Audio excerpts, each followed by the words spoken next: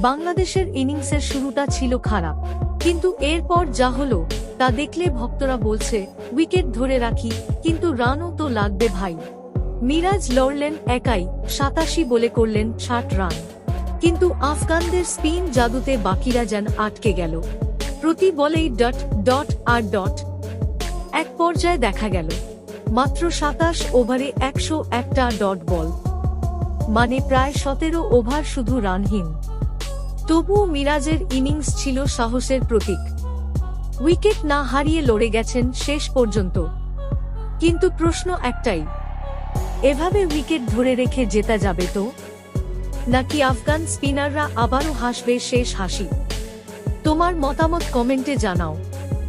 বাংলাদেশের ব্যাটিং কেমন লেগেছে তোমার চোখে?